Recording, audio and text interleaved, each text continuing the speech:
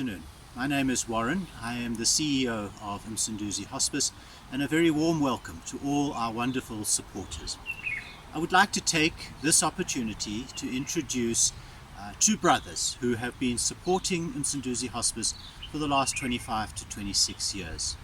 Karen and Chat's Devroop had the benefit of the care provided by Msunduzi Hospice for their mother while she was in our care so many years ago.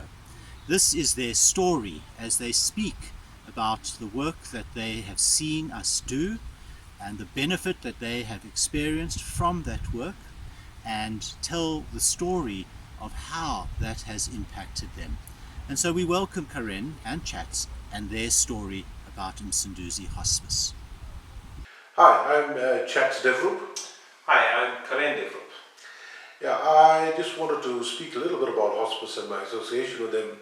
Firstly, my engagement with the hospice, or my family's engagement with hospice, started around 1992. My mom was diagnosed as being terminally ill at that stage with cancer, which was quite critical, and we experienced on one afternoon, I don't know what day of the week it was, a tap on our door, and to our surprise, there was a white woman standing there with the name Fern Rosetta. And Fern had informed us that she was aware that somebody was ill in our family, and she was there to offer her assistance. She was representing an organization called the Hospice Association in Pietermaritzburg. And so we as a family were quite surprised at this, because it was a time where we were fairly helpless in dealing with somebody with a condition like my mother's. We were not accustomed to dealing with somebody with such latent cancer. And so when Fern offered, we were very receptive. My mother was a very forthright woman, so we had to first ask her permission, whether she was willing to accept this kind of assistance. And my mother gladly accepted it. She says, yeah, fine, she was happy with it. And what followed was a sequence of events where Fern used to come and visit us regularly, counsel my mother, take her out to hospice house, have tea with her, and basically what followed was a kind of preparation for the inevitable with the family, where Fern had sort of prepared us for what was to happen. She prepared the family, she counseled us, she got assistance, she also she made available to us, as my mom's illness had progressed quite to a very latent stage, made a lot of equipment available for us, like wedge pillows and a walker and wheelchairs and a whole lot of things. So for us this came as a big surprise, because this was still towards the tail end of apartheid, where it was unusual to find people from another race group, let alone white people, coming into an Indian neighborhood to actually offer their assistance. So that for us came as a surprise. And what followed was a very close association with hospice thereafter. We saw the work that they did, the hard work that the nurses came over. So it wasn't just Fern. Fern kept monitoring this, but we had several other nurses who did visit us, who came over home. And our neighbors and friends started to be concerned that why is it we're having people from another race group coming over. But very soon they started to realize that this was there to assist us, to assist my family going forward. And what followed after that was the usual sequence of events with somebody with a terminal illness. My mom was, the sickness got worse. And when my mother was ill, she became quite aware of the challenges that hospice had faced in terms of their fundraising, in terms of their resources. So what she did was, she knew that my brother and myself and our family, we had quite a large network, because we come from a family of musicians and entertainers.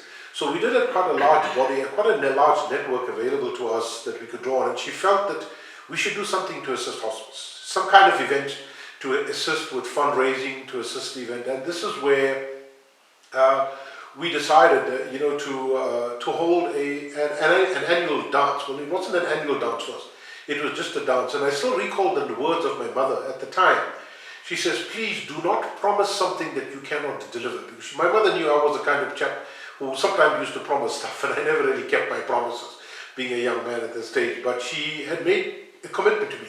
And it is that commitment that I continue to honor up till this day. And I think I will continue honoring for the rest of my life. So I'm pretty sure my brother would like to have something to say, what followed. Well, when my mother suggested to us that we should hold some kind of a dance well, it wasn't a dance. She said we should hold some kind of an event to raise some funds for hospice, because hospice had given us so much. And keep in mind, this was at the time when we were financially really struggling. So Chats and I decided, well, what we do best is play music, and we played for dancers, and we were playing for bands. And we decided, well, let's try to hold a dance in an effort to raise some funds for hospice. And it was very fortunate that at that time we were very close with Pete Jugmon and his family, his 3 brothers. And Pete and his family, His sister as well. and his sister, they also wanted to give back to hospice at the time, and there were a few friends of ours, Danny and his family, were also impacted by hospice, and they were just a couple of doors away from us. So what had happened was you had this formation of Friends of Hospice. It was just a group of people who decided, let's try and do something good. Well, to cut a long story short, that one event was a success. And that same group of people have been together for now approximately 26 years. And thanks to the hard work of Pete and Danny and all of our friends, the Friends of Hospice, the annual Friends of Hospice dance has been successfully hosted once a year, every year, for about 25 plus years. It is the premier event in Pietermaritzburg, and we work with a very simple philosophy that every cent raised must go towards Msunduzi Hospice. In addition to the Friends of Hospice dance, Chats and I are musicians, and we engaged in concerts and recordings. So whenever we get the opportunity, if we have CDs that we have recorded, we like to hand over as many of these CDs to Msunduzi Hospice so that they can sell these CDs to raise funds as a way of generating additional income. A few years ago, we decided, Friends of Hospice decided, we need to expand beyond just the Friends of Hospice dance. So we started what is called the Friends of Hospice Jazz Dinner. This is a very elaborate jazz evening where we try to get some of the best jazz musicians from the region in KwaZulu-Natal. We get together and we host a very elaborate dinner at a very nice venue. And once again, in collaboration with all of the staff at Msunduzi Hospice, we put on a fantastic event, and it raises more funds. At the end of the day, Chats and I, and I'm sure our brothers Pete and Danny and all of Dee's and their families, have a vested interest in seeing Msunduzi Hospice survive. We owe them a huge gratitude of debt. We cannot put a price tag on the support that they gave our parents and us. Chats mentioned that my mother was very comforted by Fern and everyone at hospice, but they also comforted us. They prepared us psychologically for what was going to happen, and when my mother had passed, they were still there to support us. These kind of things, there's no way that you can put a price tag on, and therefore for as long as we physically can, we will commit to Msunduzi Hospice to try and support them, because the thing that we are very aware of is that in '92, when Fern came to our house, somebody donated some funds to hospice, which allowed Fern to come and take care of my mom. So we feel strongly that if we were in a position to do that today, provide hospice with the financial means, that they will be able to provide that support to somebody else. And that's something that we feel very, very strongly about. Chats and I have decided, again with the support of everyone at Msunduzi Hospice, that this being the year of COVID-19, where we're not allowed to host concerts, we want to do something different. So in the next month or so, which will be around October, end of October, early November, we are planning on hosting an online concert. We will pull together some of the best jazz musicians that we can in the Gauteng region, and we will perform a live concert.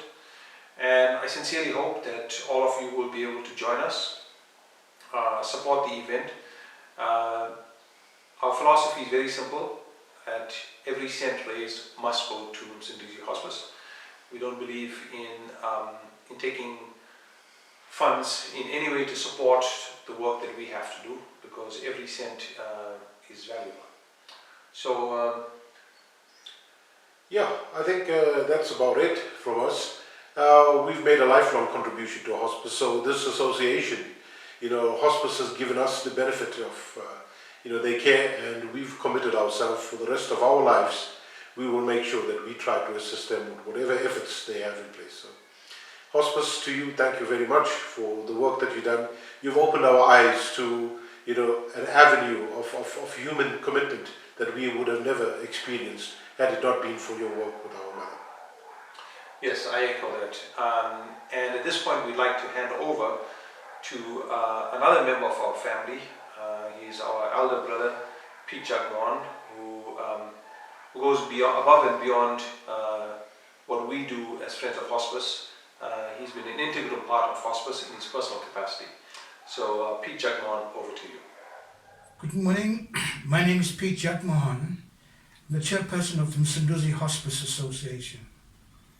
My involvement with Msunduzi Hospice began some 25 years ago, when a friend of mine, or friends of mine rather, both brothers, Karin and Devroop, their mum was seen to by hospice, and as family friends, we were intrigued and very, very impressed by the kind of service and support that hospice provided for their mum.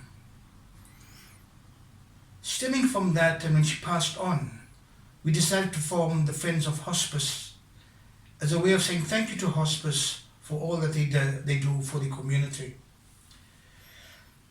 We have enjoyed tremendous support from the community, both in the northern suburbs as well as the town central. And every year, the first Saturday in December, we host a hospice function which is attended by up to 600 people, and a good time is had by all. So far, if I could estimate, for the past 25 years, we've raised an amount of over 3 million rand. Every cent goes to hospice. This function is well received and everybody looks forward to this function. But given the circumstances this year, alas, we're not going to have one function because of constraints placed on us by coronavirus. But I must say that hospice, I've also experienced personally hospicing to my sister some 18 years ago. And I feel proud and I feel grateful that I am given this opportunity to serve the board and to reach out to the greater community of Pietermaritzburg and the surrounding areas. We care because you care.